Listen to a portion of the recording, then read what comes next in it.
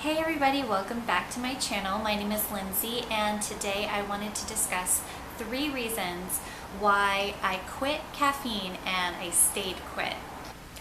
I have been experimenting with cutting caffeine out completely for many years, and I've gone off of it for years, then gone back on it, and then off and on, so it's always a back and forth thing for me. But the last time that I've cut it out completely was probably about 2 years ago, and I say for the most part it's been completely cut out for the last 2 years.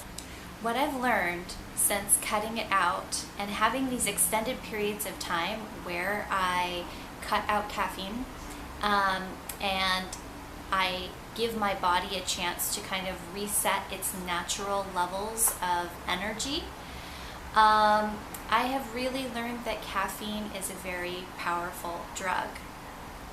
And that's great because that means when I really need to use caffeine, if I have some kind of huge deadline coming up, if I really need a lot of energy, I can use it very selectively and rarely.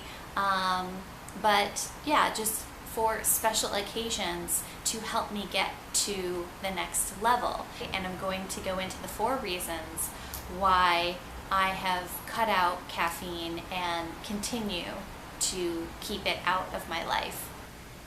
So the number 1 reason why I've cut out caffeine is that I did notice after cutting it out for a long period of time, when I put it back into my system, it was very potent, a very strong drug.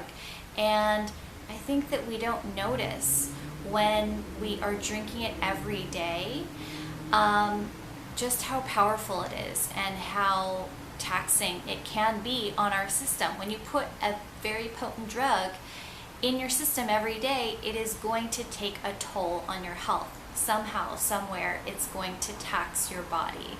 And just because everyone is drinking it every day doesn't mean that it's not taking a toll on your health. And this is really what I learned from cutting it out is, wow, it is way stronger of a drug than I ever thought it was. It is a drug. So this is one of the reasons why. I had been hearing from many doctors and reading online for people with fatigue issues that is one of the first things to cut out. I had a naturopath recommend to me that I should cut out completely caffeine to address adrenal fatigue. That was not my first attempt at completely cutting out caffeine, but it made me very serious about stopping. Because coffee is really good and it's very easy to be tempted to have it every once in a while.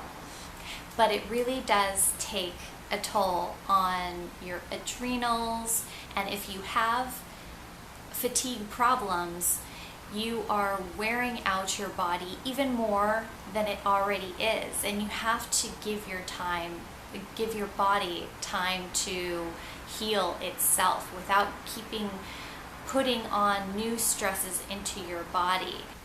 And the thing is, once you cut out caffeine for a long period of time, I would say after a month, for me, my energy levels kind of balance out anyway. It's almost, I have the same kind of energy in the morning that I did when I was drinking caffeine every day.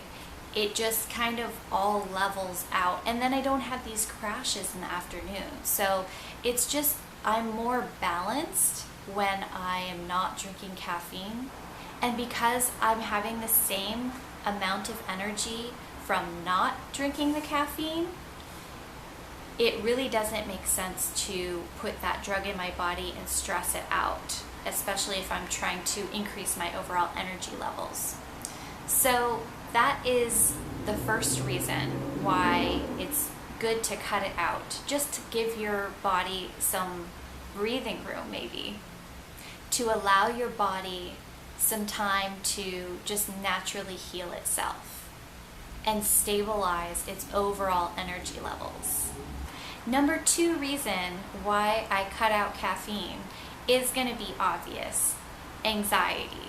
So I think the most common reason, at least in my experience, why I hear about people cutting out caffeine is because of anxiety.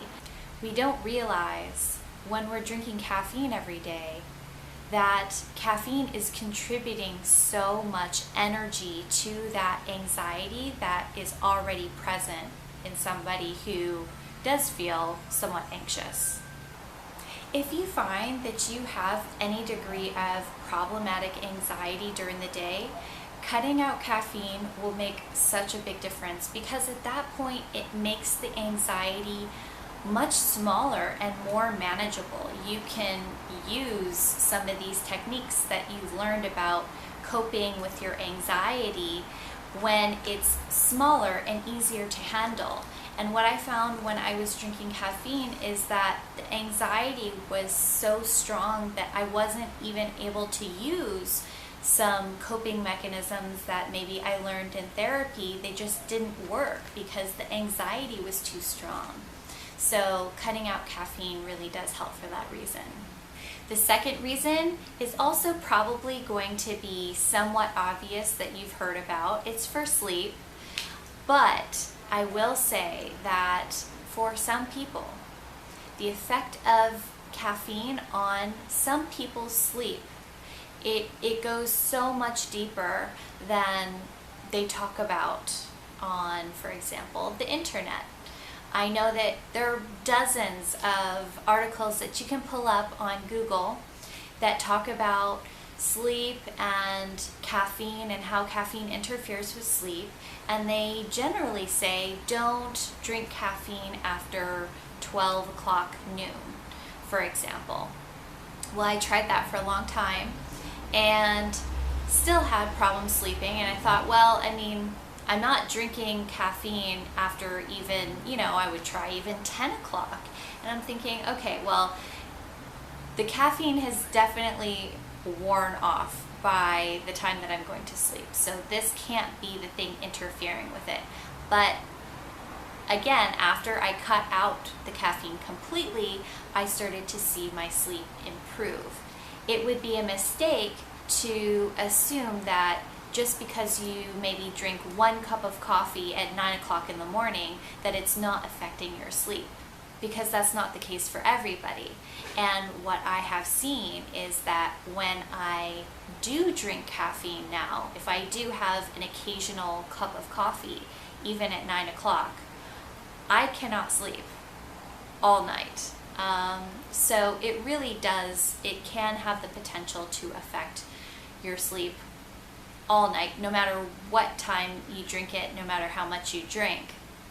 And there's even some research showing that caffeine might interfere with sleep at levels that we're not even conscious of. So it will interfere with our ability to enter very, very deep levels of sleep. So we'll feel like we got a good night's sleep, but waking up not so well rested, or maybe we're just so used to being sleep deprived that we just get used to that feeling, and the body never has a chance to heal itself if it doesn't reach those deep levels of sleep every night. For the sake of your health and your sleep and your energy, it really does make sense to cut out caffeine. The third reason that I cut out caffeine for good is because of money. I am the type of person that loves lattes. I also tend to enjoy getting coffee when I go out. But that really does add up. And even if you're making coffee at home, if you are drinking organic, very high quality coffee, which I hope that you are, it is an expense, and it's really not necessary or helping you in any way. Another thing that I will lump into this general category is that because I do like lattes, not allowing myself to have caffeine at all is really the best thing that I can do to avoid getting into this cycle of buying lattes that have sugar in them. And even if I'm just getting an almond milk latte, it has sugar and it does add up. So by saying no to caffeine altogether, I am saying no to the vehicle that leads me to waste money and have needless sugar in my body. So those are the 4 major reasons why I've cut out caffeine. And I did also want to mention that since I've cut out caffeine, even decaf, when I do have a rare cup of coffee that is decaf, even decaf is incredibly strong for me. I think they say that decaf can have up to 30%, somewhere like that, caffeine. So decaf does not mean no caf. But the thing is, once you cut out the caffeine, you really don't miss it. And when I say you don't miss it, you don't miss the caffeine. I still do miss coffee. I'm gonna say, like, I love coffee. I love the taste.